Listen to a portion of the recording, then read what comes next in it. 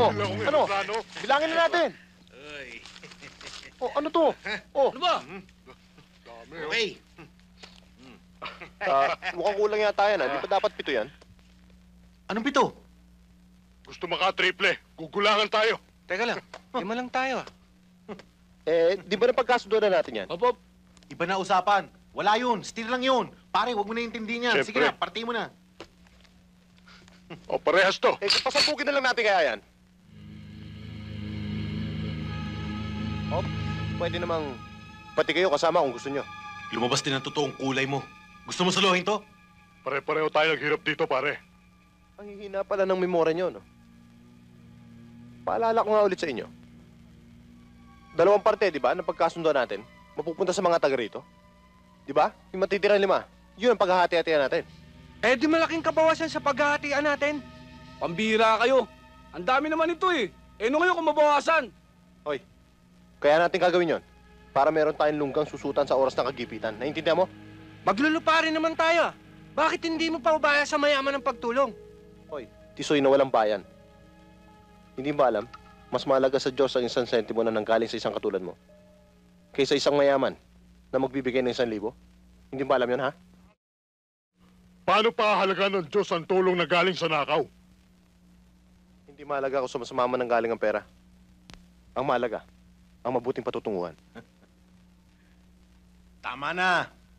Naintindihan ka na namin, Monsignor Gilier. Siya nawa. Oh, nakita nyo? Mabuti pa tong isang to. Nakakaintindi. Maraming salamat, ha, Pudel.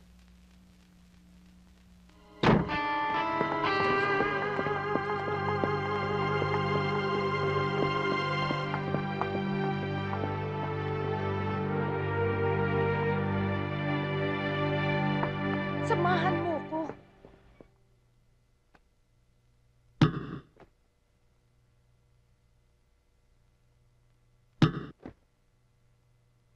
Partner, lagay ko yakuza yan.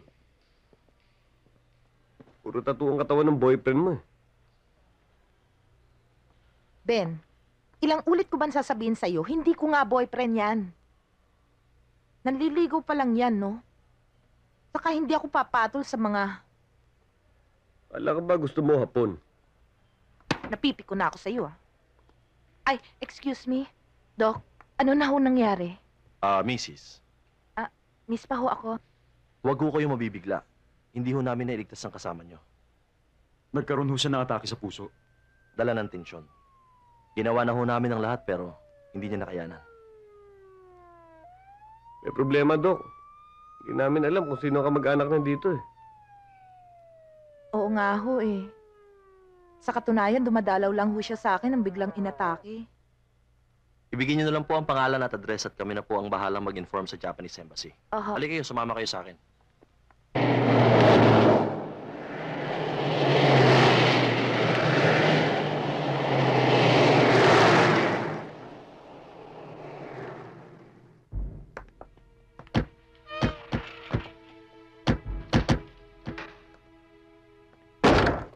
Well, check it out.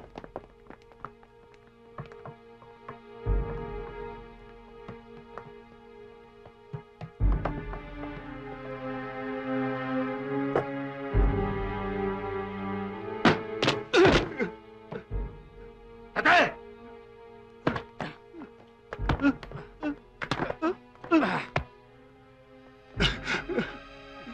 Asan Tanaka? Chairman of the board? Gusto kong malaman ninyo na si Fermin ang aking magiging advisor. Charlie, baka hindi ako makapagtrabaho sa'yo ng gusto eh. Tatakbo ka sa darating na eleksyon. No problem. Problema ba yun?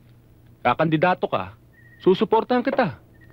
Susuportahan ka ng buong organisasyon. Hindi ba? Sure.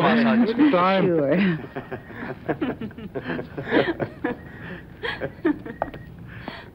Boss!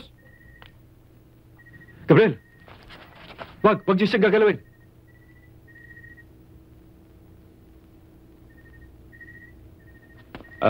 Hayaan mo na. Gabriel, halika, pasok ka.